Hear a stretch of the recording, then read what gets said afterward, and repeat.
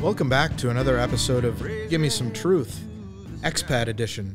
Dame la verdad, dis-moi la vérité, as we also go by. This one is a little bit of a curveball episode. We're going to not talk about specific expat things, though we are going to talk a little bit about some things that many expats, because of where they live, may get into, and kind of an odd situation because it's a odd time of year for it. It's the upcoming World Cup in Qatar or Qatar. Which do you go with, Stan? Qatar. Okay, so we will go with Qatar for this podcast. I've heard it pronounced both ways.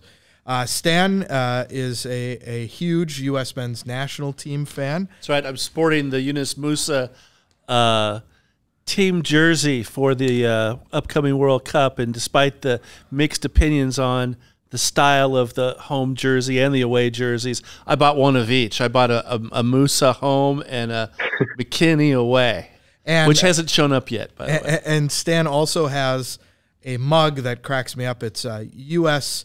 men's national team, USMNT Stan, and he bought it because that was from the 11 Yanks store. Yeah, and he bought it because he thought it was... It's just made for me. Pete just crafted it for me. Custom made for Stan.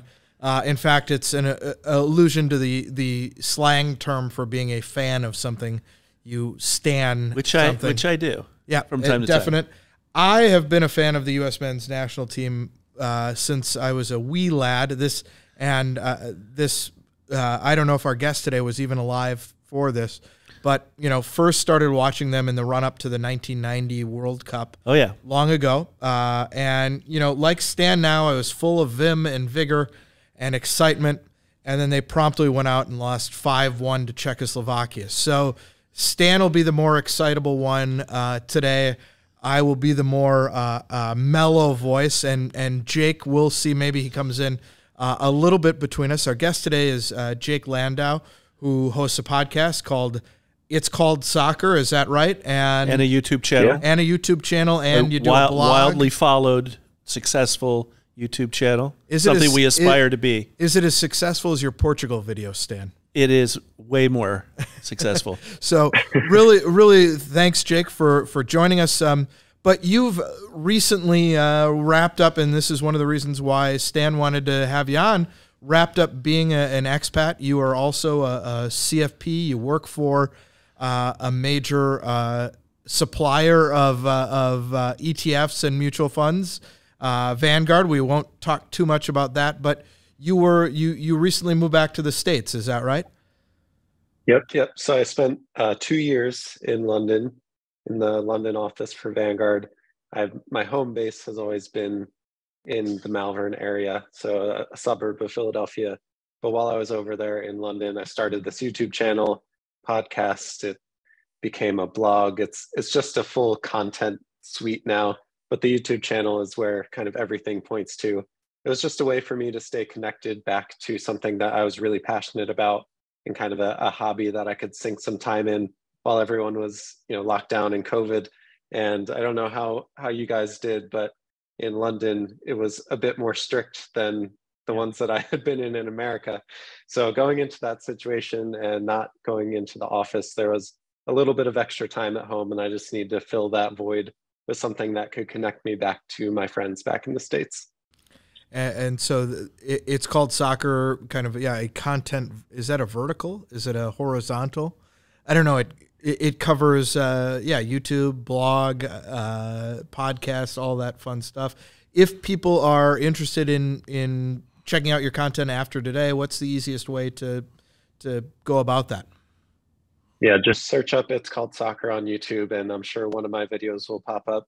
I'm on Twitter and Instagram as well, but yeah, YouTube is going to be the main way to see all the content. And on the Twitter machine, it's Called Soccer. Is that right?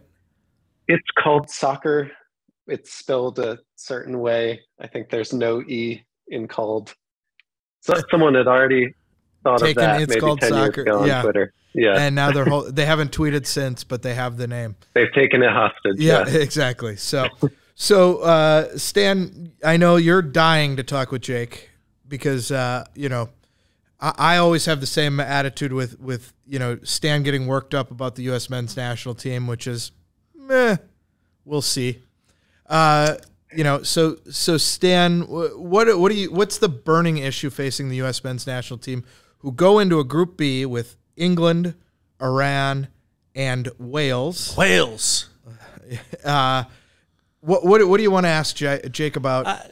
Jake, what's your temperature right now? I mean, I think we all went into the summer camp and watching us play Tunisia and Uruguay with some positivity, right? We got to play more open soccer than we did during CONCACAF qualification, and it was kind of a good vibe in my estimation. That there was. There was some promise there that maybe things would be looser, and maybe we could play Berhalter ball a little better on a bigger stage against World Cup qualified teams. And then of course there was the window that just ended in September, where we got to take on we got to leave our comfy confines of the United States, I should add, right, where we seem to be nearly invincible at this point. Important. And then we go outside of our comfort zone, and we go to Europe to play Japan and Saudi Arabia in a couple of basically, it looked like COVID era redux kind of empty stadiums without a lot of energy. And the team came out reflecting that lack of energy, it seemed like, and we got relatively embarrassed by Japan. It could have been worse than the 2-0 score. And then Saudi Arabia, well, it was 0-0. So there wasn't a lot of offense on display from the U.S. How are you feeling about all of this? Has that now that that's had time to sink in, how are you feeling about Team USA going up against Wales on the 21st of November, 6 weeks from now? I'm trying to not let the September friendlies get too much into my head of how I feel about this team. And a lot of the reasons is what you mentioned, is the environment that they were playing in was not necessarily conducive to something that can get you energized and motivated. There weren't a lot of fans in the stadium. We were missing a lot of key players. So as much as it showed some of the deficiencies maybe within our coaching staff and how we approach games like that, I just also kind of want to take something away from that, which is to say, when players step onto the field in a World Cup and it means something, and the stadium is filled with people cheering for them or booing them, which can have the same effect when you walk onto the field, it can really change the way that the players are going to play in that game. The other thing I'll say is, as much as, again, Greg Berhalter showed some of his negative coaching styles, not able to necessarily have a plan B, especially in the game against Japan. I think when that happens in the World Cup, the players will have some type of agency to say, you know what, this isn't working. We only have one shot at this, or 3 shots at this, because you have 3 group games, to play maybe a long ball, to switch up the style a little bit.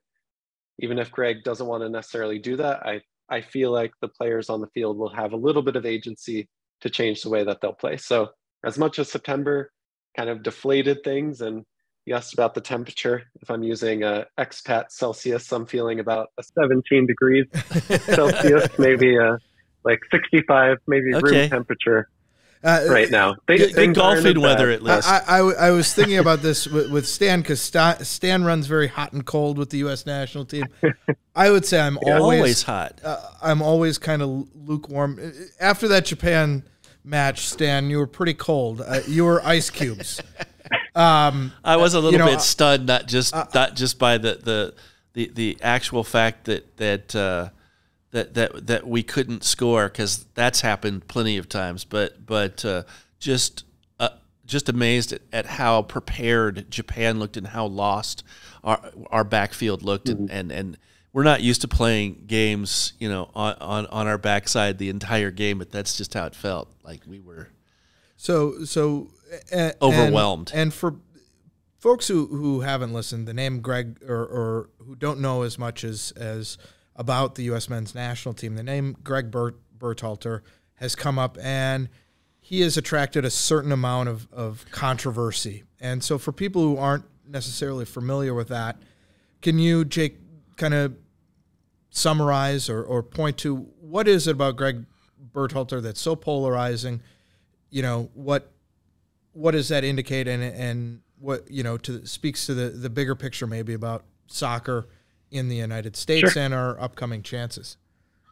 Yeah, I think just very simply, our team is in quite a transition. We have a lot of very talented young players, which we've never necessarily had in the US before. Almost every starter for our team, for the national team, is 24 years old or younger and playing and starting for the most part in good European clubs.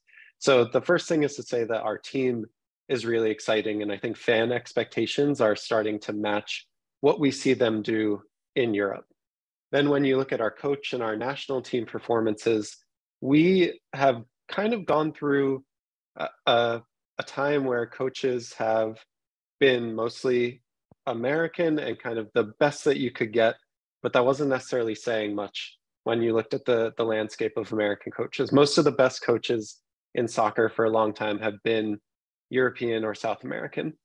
When the 2018 cycle ended, so the US didn't make the last World Cup, they didn't qualify, and that was seen as a really bad moment in US soccer history. The coaching, the next coach for the 2022 cycle. Yeah, it also came, I should note for people that aren't familiar, came on the wave of, you know, they hadn't qualified for the Olympics. They hadn't qualified for the under 23s, under 20. So all of a sudden it's like we're not competing at the world stage. And I think that, you know, all of a sudden people are like, well, what, as Taylor Twellman famously said, you know, what are we doing, right? And so that, Exactly. for people who may not be as familiar, when Berhalter was appointed, it was a pretty big negative vibes around the U.S. men's national team. Yeah, it came at a critical time, basically, is what you're trying to say. Is this was a turning point in U.S. soccer where it was critical that we started to make some of these tournaments and that we started to have a turnaround. So the next hire for the coach was a really important move for the Soccer Federation in the United States. And instead of going out and interviewing a lot of candidates using, we do have a lot of resources in the US Soccer Federation. We have quite a large budget. We pay coaches a good amount of money. And the person that we hired was an average to above average Major League Soccer coach. So a coach coming from the American League.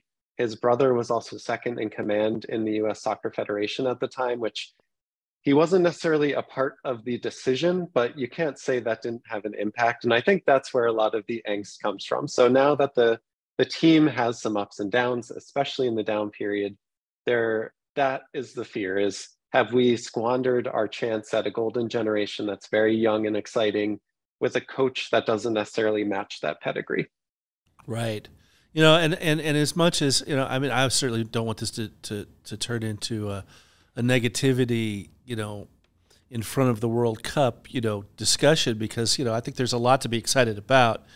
You know, one thing that Greg has done really well, I think, is that he's really got this team, you know, as a group, you know, really enjoying the experience of playing for the U.S. team and really enjoying the experience of being around each other. They seem to really coalesce really well in that sense. It doesn't necessarily translate to the field, you know, where sometimes people seem to be, you know, out of position or crowding a position and, you know, on top of each other. But he's gotten these young guys, you know, rallying around U.S. soccer and in love with and proud of wearing the uniform. And B, let's talk about what he's done in terms of our dual nat recruiting. I mean, just the dual nationals out there that could have, you know, stayed in big or were in bigger soccer programs on the international stage, you know, switching over to the United States is something that, you know, no matter what we do in Qatar, we're going into the next World Cup even more loaded, right? Yeah, absolutely. And what I would say to you, yeah, Jake, is, you talked about this kind of golden generation, this young group of talent. Why don't you talk about what's changed and where this talent has come from for the U.S. men's national team? Sure. Yeah, and I do want to just echo you guys, as it's not all bad, right? Like, we are qualified for the World Cup. We have a really exciting team, and barely. So and this is a case, by the way, where Stan and I disagree. My long history, I mean, I remember us getting in on the ugliest, 35-yard shot, and I told Stan during World Cup qualifying the whole time, it's like my dissertation advisor told me about my dissertation. The only good dissertation is a done dissertation. The only good World Cup qualifying is a qualified World Cup qualifying. Yeah. It doesn't matter what it looks like. But sorry to interrupt. One day we'll have higher standards than Keith, apparently. I hope. Hey, Italy didn't qualify. Sorry. You're walking into the middle of an argument that happens back and forth in our office every day. I think that makes for a good discussion and a good working environment as well. I tend to be on the side, and Stan watches a lot of the USMNT creators on YouTube. I tend to be on the more optimistic side. So I will say, like, there is kind of a spectrum of people that are talking about the game on YouTube. And I tend to be on the little bit more positive side. So this is the spin that you're getting, also the bias that you're getting with me. And you guys are completely right. It's not all bad. The team itself, I think there's a few things that are happening. Christian Pulisic is a player that most likely would be the one player that a lot of non-US soccer fans will have heard of. He's a player that went over as a teenager to a big team in Borussia Dortmund, which is a team in Germany that plays in the Champions League almost every season. He was sold to Chelsea, which is a club in London, for £75 million at the time. It was and still is the largest transfer of a player who's American. And we should note, back then the £75 million were worth a lot more than they are now. Yeah, exactly. I think the exchange rate was much more favorable to the British at that time. So it did equate to quite a lot of money. And he came with high expectations as well. He's had an up and down career at Chelsea, but through it all, I think a lot of people will find that Christian Pulisic is kind of the name that comes up over and over again when talking about the US soccer team going into the World Cup. He's kind of the player that people will point to have a lot of expectations on his shoulders. But that's not to say that he isn't surrounded by talent and high expectations as well. You're seeing the outcomes and kind of the downstream impacts of investing in American soccer academies.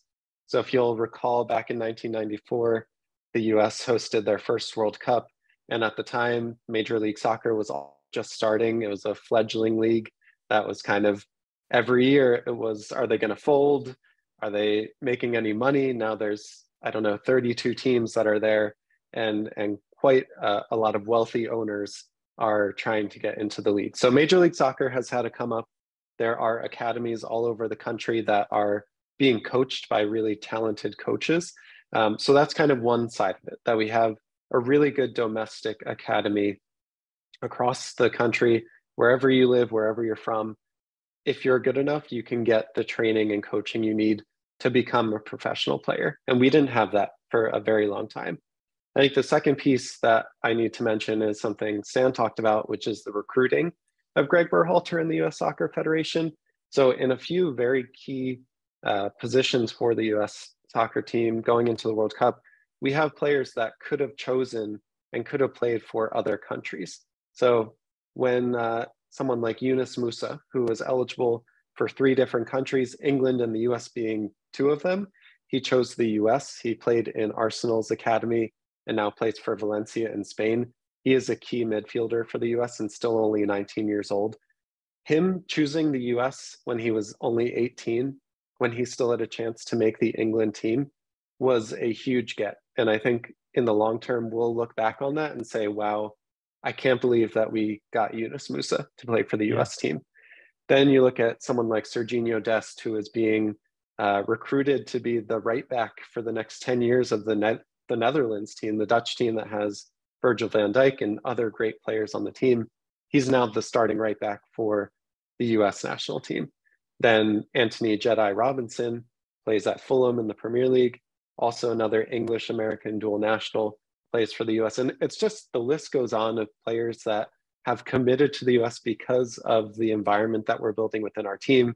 They often talk about it being a brotherhood and a place where, you know, they go to a camp, they meet the players, they meet the coaches, and they commit because of that, because of the environment that they're in. So I think, yeah, the academies in the US are doing really great, not as good as they can be. And I think in another 10 years, we'll see even more fruits of that labor. I think on the other side, the recruiting has done a really good job to fill the gaps and the needs for the U.S. national team. Now, well put. Oh yeah, no, I think that and I think that atmosphere, you know, addresses some of the positivity, you know, around the team. One place where, despite a big performance in last year's Euros, the positivity has not gone on, but this may you know, mirror the national climate generally, is England. And so wanted to just kind of get your thoughts very quickly on, you know, who the U.S. is playing in this first round. They're in a group with England, Iran, Wales. You know, get your thoughts on that. You know, England, the sky is always falling in England, but you know, yeah, that's kind of a dangerous temperature for a team like the U.S. that's going into a group to play them, because you're right. England is, if you had asked anyone maybe 6 months ago, they would have been one of the favorites. And personally, I do think they're still in the top 5 teams of teams that are likely to win the World Cup this winter in Qatar. So England is there. They're going to be the team that wins the group most likely. Over and above Wales, the US, and Iran, they are the most talented. They're 3 deep at every position, aren't they, Jake? Exactly. Yeah. And you can take, you know, Christian Pulisic and someone like Raheem Sterling, who is the starting player for the English national team in the same position, and consequently, they now play at the same club team. Most people would say Raheem Sterling is the better player there. So even our best player probably is a spot starter for the English national team. They're going to win the group. Then you go to Iran and Wales, 2 teams that maybe don't have the name recognition of an English national team, but are very scary teams to play against in the World Cup. And I'll also say, in a group stage in a World Cup, there are a lot of crazy things that happen, especially once you get to the knockouts. But over 3 games, if you get 3 points, the US's first game is against Wales on November 21st. If we get 3 points there, I mean, that really puts you in a quite a good position to make it to the knockout stages. You need to be one of the best 2 teams out of 4 in your group. But it's by no means a cakewalk for the US. All 3 teams are going to be very difficult. They all play very differently as well, so their styles and their tactics aren't necessarily ones that you can prepare for and then play the same way throughout the 3 games. So it should be really interesting. Personally, I'm just excited that we're back in the World Cup. I'm excited that we have at least 3 games to watch, one of which will be on Black Friday, the day after Thanksgiving. That will be the USA versus England game at 2 p.m. Eastern. So I'm hoping for one of the biggest kind of watch parties or ratings that you will have ever seen for a World Cup. Now, if we step back and look at the whole of the World Cup, what else? I mean, soccer fans, you know, go crazy for the World Cup for you know, wait for it for 4 years, because it's, you know, it's awesome to watch if you get into it, because here in the U.S., you know, usually it's in the morning. You know, you wake up, you've got a match first thing in the morning while you're drinking your coffee, you know, one while you're, you know, working, and then one at lunchtime, or, you know, along that schedule. So you get 3 games a day in the group stage. It's awesome. Who else are you excited to see? Who else do you predict will be, you know, I think, Stan, we said top 4, right? Yeah. Yeah, I think there's a lot of good storylines. No matter how far the US gets, if you're a soccer fan in the United States, I think there is going to be something to watch up until the finals. 2 of the biggest things are that Lionel Messi and Cristiano Ronaldo essentially two of the best players ever.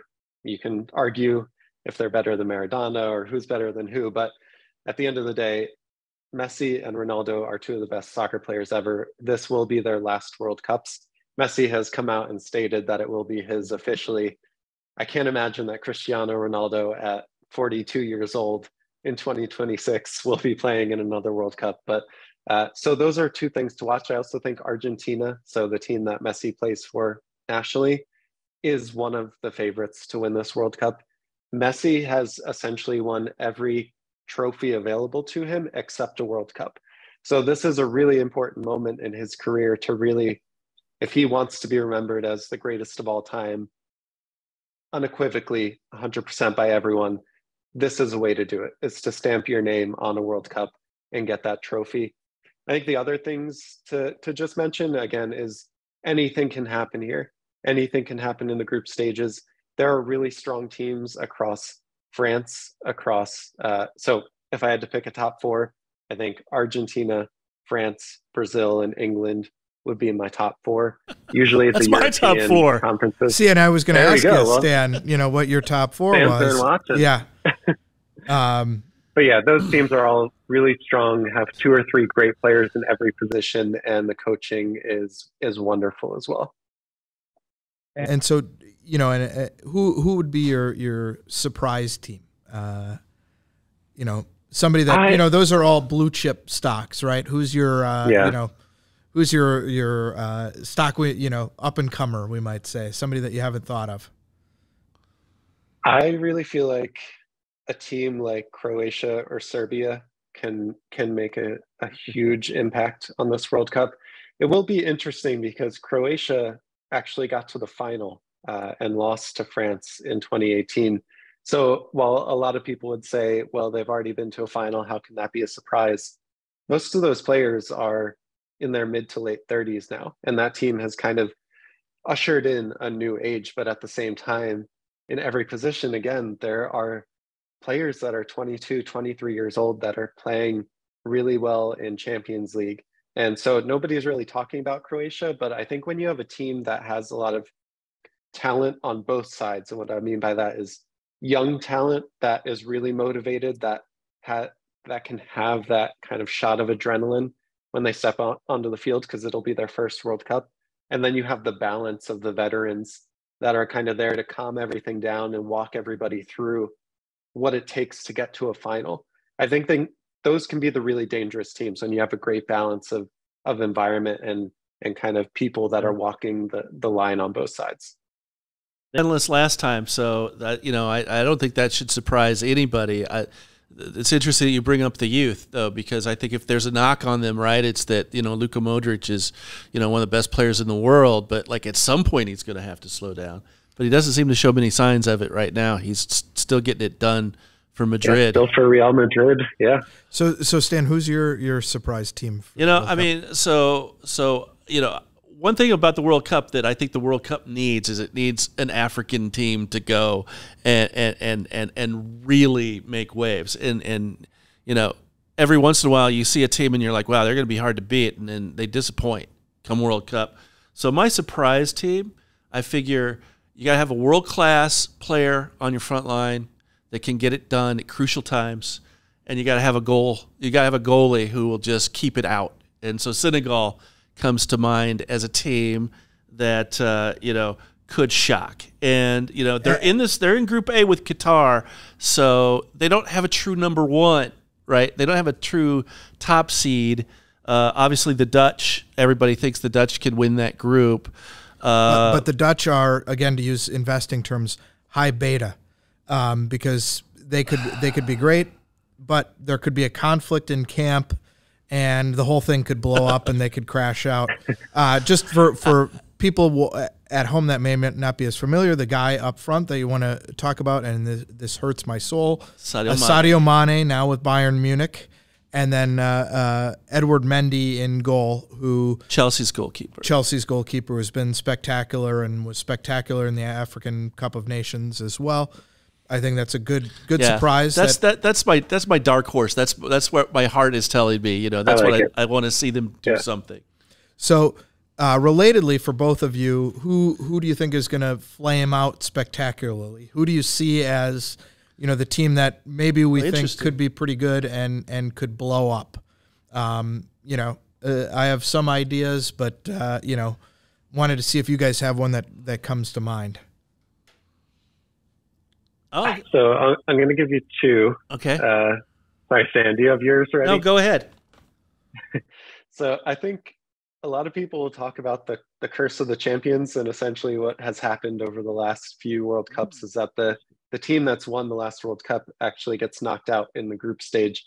And I could maybe see that happening with France at this point, because they have so many personalities that want to be the only personality on the team. I'm thinking about someone like Kylian Mbappe, Paul Pogba. Those are the players where they want to be the center of attention. So it's worked in the past, and I think now they have the experience under their belt. They've won the World Cup. But if I'm looking at kind of if expectations versus where they might fall, France could fall into that. Both one of your top four, and well, he's really hedged his bets here. Yeah. They're a team he could see going out early, and also in his top four. He'll be right. One way or another, yeah. Maybe. But then I think Belgium could also flame out. They've been in such a weird position because they've essentially had everyone call them a golden generation for the last 10 years. Yeah. They have players like Kevin De Bruyne. They still have Eden Hazard, who at the time in the last few World Cups has been one of the best players in the world, but now is kind of coming back into health with Real Madrid.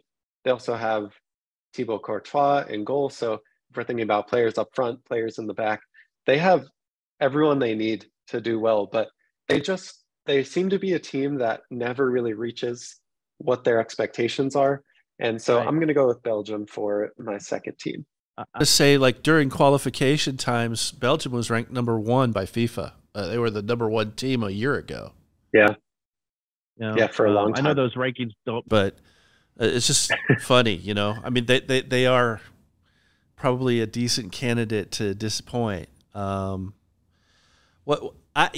always come back to Portugal, because having family in Portugal, having lots of people around me, friends that were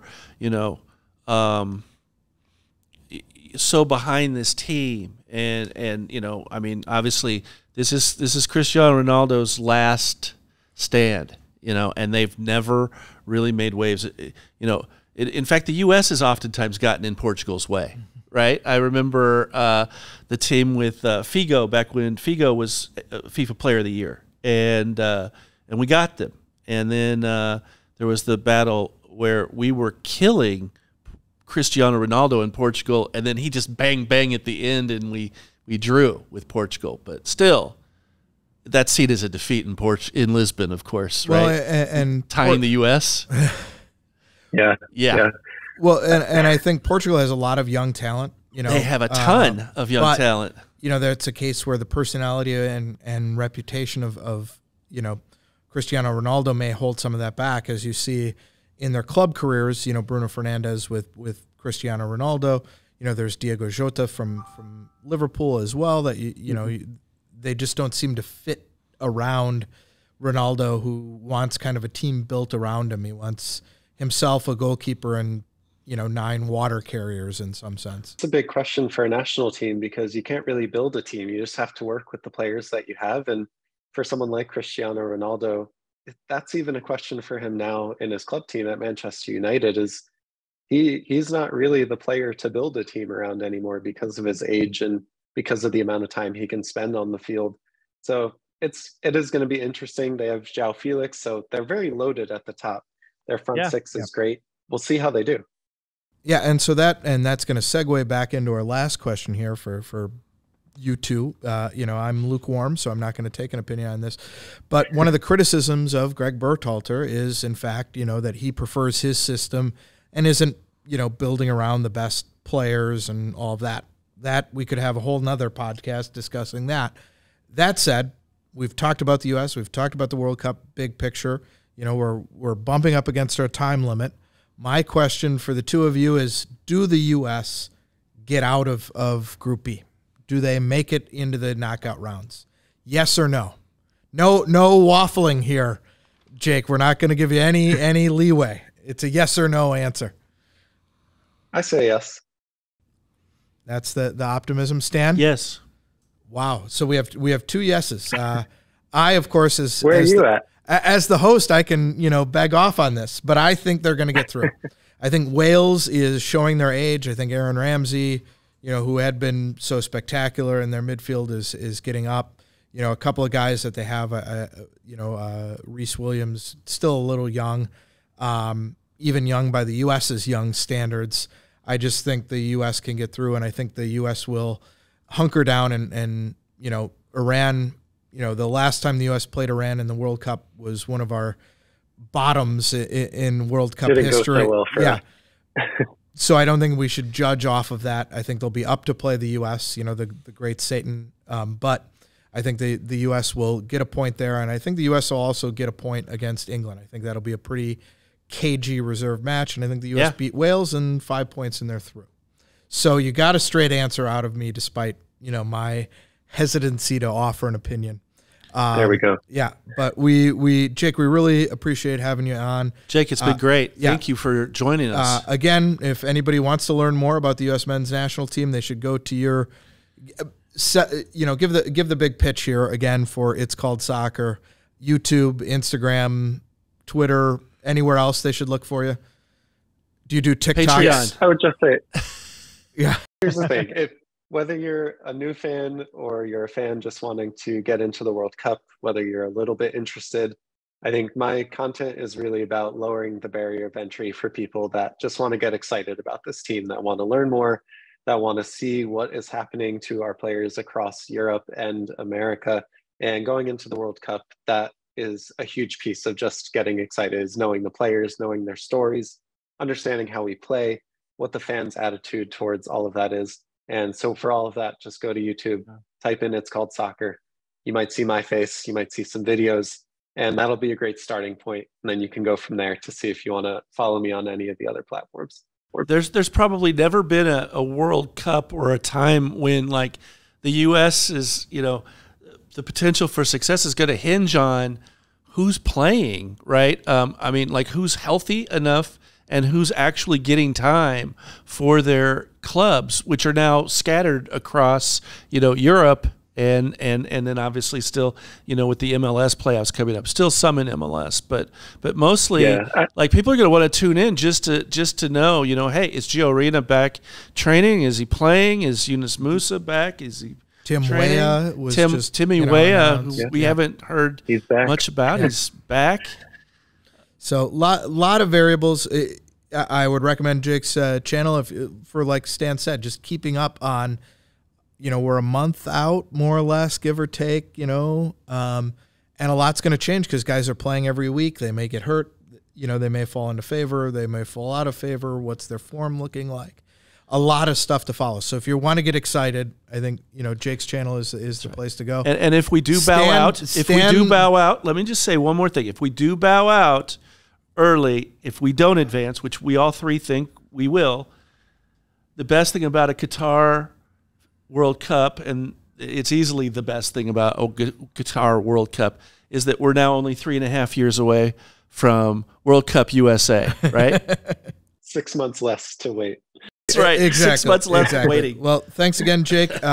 From all of us here in Madison, thank Jake for joining us from Philadelphia, and we'll talk with you again soon. Maybe if the U.S., we'll have to have a summation after the World Cup of have Jake back and talk about what happened there. So we could discuss the coaching candidates, or maybe.